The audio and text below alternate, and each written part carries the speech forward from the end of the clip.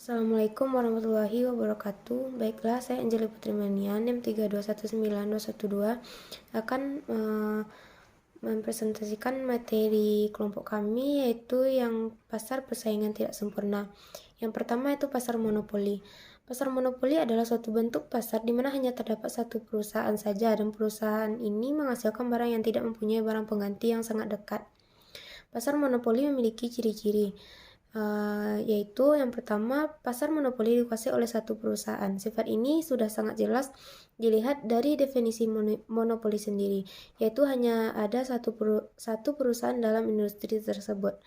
Dengan begitu, barang atau jasa yang dihasilkan tidak dapat dibeli dari tempat lain. Para pembeli tidak mempunyai pilihan lain kalau mereka menginginkan barang tersebut, maka mereka harus membeli dari perusahaan monopoli tersebut. Yang kedua, tidak mempunyai barang pengganti yang mirip. Barang yang dihasilkan oleh perusahaan monopoli tidak dapat digantikan oleh barang lain yang ada di dalam pasar. Barang tersebut merupakan barang satu-satunya jenis barang yang seperti itu, dan tidak terdapat barang yang mirip dapat menggantikan barang tersebut. Yang ketiga, susah untuk masuk ke dalam pasar monopoli. Tanpa sifat ini, pasar monopoli tidak akan terwujud, karena tanpa ada halangan tersebut, pada akhirnya akan terdapat beberapa perusahaan yang ada di dalam industri. Ada beberapa hambatan kemasukan ke dalam pasar monopoli. Ada yang bersifat legal, yaitu dibatasi oleh undang-undang. Ada juga yang bersifat teknologi yang digunakan sangat canggih dan tidak mudah dicontoh. Ada juga yang bersifat keuangan, yaitu modal yang diperlukan sangat besar. Yang keempat yaitu dapat mempengaruhi penentuan harga. Karena perusahaan monopoli merupakan satu-satunya penjual di dalam pasar, maka penentuan harga dapat dikuasainya. Karena itu perusahaan monopoli dipandang sebagai penentu harga atau price setter. Yang kelima yaitu promosi kurang diperlukan. Perusahaan monopoli adalah satu-satunya perusahaan di dalam industri, jadi tidak perlu mempromosikan barangnya dengan menggunakan iklan. Pembeli yang memerlukan barang yang diproduksikannya terpaksa membeli dari pasar monopoli. Baiklah, sampai di sana materi yang dapat saya sampaikan. Materi selanjutnya akan dipresentasikan oleh teman saya. Terima kasih. Assalamualaikum warahmatullahi wabarakatuh. Assalamualaikum warahmatullahi wabarakatuh. Nama saya Resti Laili Isani, NIM 3219217. Baiklah, saya akan melanjutkan materi bagian oligopoli. Pasar oligopoli adalah jenis pasar di mana produsen atau penjualnya sedikit sedangkan pembelinya relatif banyak. Adapun ciri-ciri dari pasar oligopoli, yang pertama yaitu saling ketergantungan. Maksudnya, antara perusahaan satu dan perusahaan lainnya yang menjual produk yang sama saling bergantung satu sama lain terkait pengambilan keputusan. Yang kedua, produk bersifat homogen. Produk yang dijual hanya satu saja atau ada produk lain yang dapat saling menggantikan.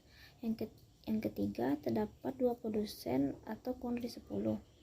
Dalam pasar oligopoli, terdapat dua produsen atau lebih, atau tidak lebih dari 10, artinya sangat terbatas.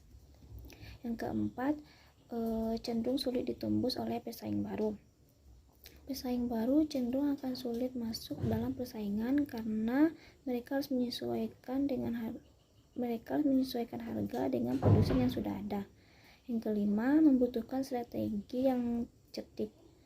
Karena persaingan sangat ketat, maka membutuhkan strategi yang cerdik dalam hal pemasaran, karena jika tidak bisa bersaing dengan produk yang lama. Baiklah, saya Sofia NIM 3219229 akan melanjutkan presentasi yang C, itu pengertian pasar monopsoni.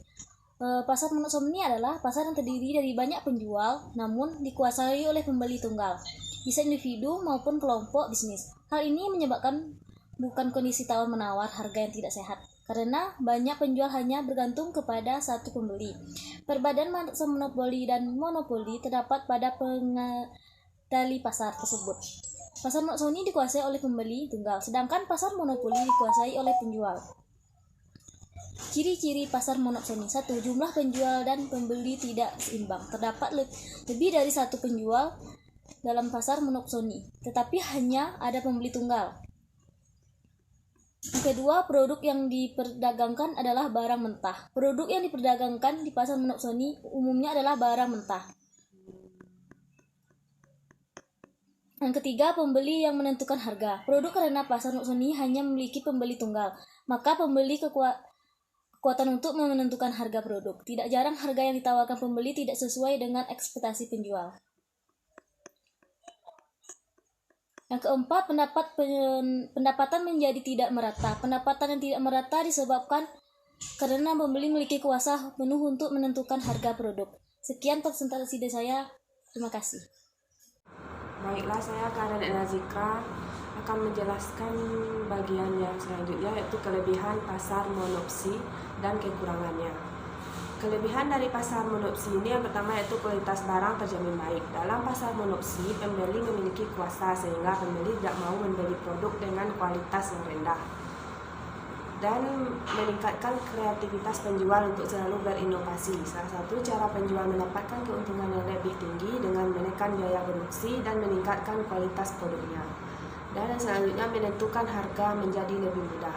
Pembeli memiliki kuasa di pasar monopsi sehingga pembeli bisa menentukan harga jual dari suatu produk tanpa terpengaruh inflasi dan deflasi. Dan yang selanjutnya, alur penjualan menjadi lebih lancar. Pasar monopsi hanya memiliki satu pembeli dan membeli secara grosir atau borongan, sehingga penjual bisa terus memproduksi barang dan langsung menjualnya kepada pembeli. Dan yang terakhir yaitu penjual tidak perlu melakukan promosi untuk menemukan pembeli. Hanya ada satu pembeli di pasar monopsi yang akan selalu menghampiri penjual dan menanyakan ketersediaan barang. Selanjutnya yaitu kekurangan dari pasar monopsi ini. Yang pertama yaitu perilaku pembeli yang tidak adil. Pembeli tunggal yang memiliki kuasa membuat pembeli bebas menentukan harga jual dari produk. Selanjutnya, penjual tidak dipedulikan oleh pihak pembeli. Pembeli yang memiliki kuasa penuh dan hanya memikirkan keuntungan pribadinya membuat keluhan penjual tidak dipedulikan. Yang terakhir yaitu permasalahan ekonomi, hanya ditanggung penjual saja. Permasalahan ekonomi tidak menjadi tanggungan pembeli karena pembeli memiliki kemampuan untuk menentukan keputusan yang menguntungkan dirinya. Permasalahan ekonomi seperti inflasi, deflasi, kurangnya bahan baku, masalah produksi, dan masalah lainnya menjadi tanggungan penjual.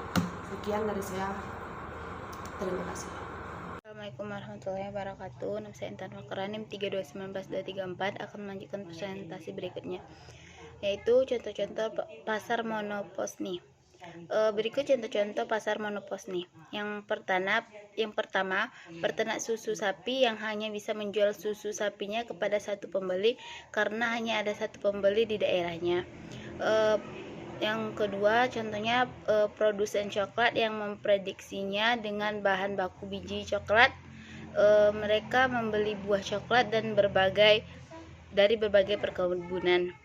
Yang ketiga, para nelayan yang menjual ikan hasil tangkapannya kepada pengepal di pasar ikan.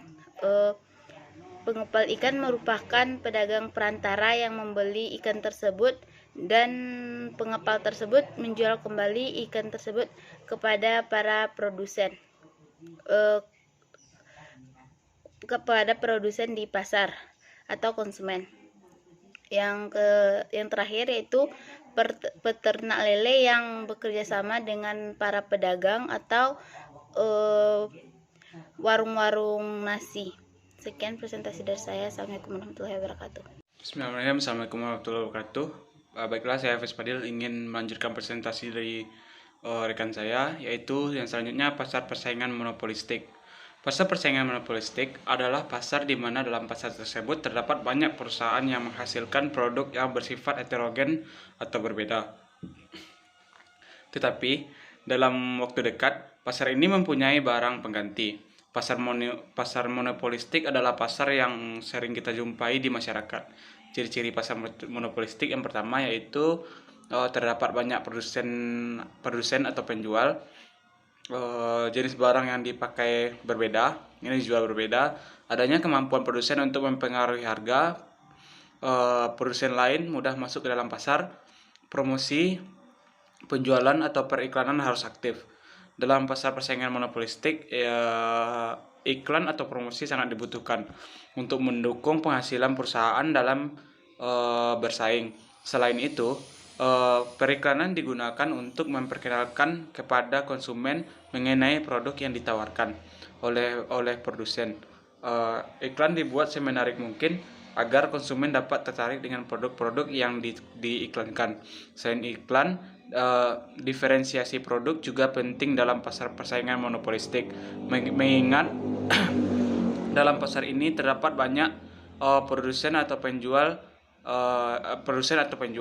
Diferensiasi produk adalah usaha untuk membedakan produk yang dihasilkan oleh perusahaan untuk memberikan daya tarik bagi konsumen.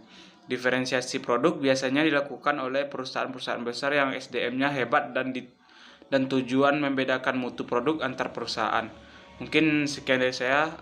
Kalau ada kata-kata yang salah mohon dimaafkan. Saya tutup dengan wabillahi taufiq wal hidayah. Assalamualaikum warahmatullahi wabarakatuh.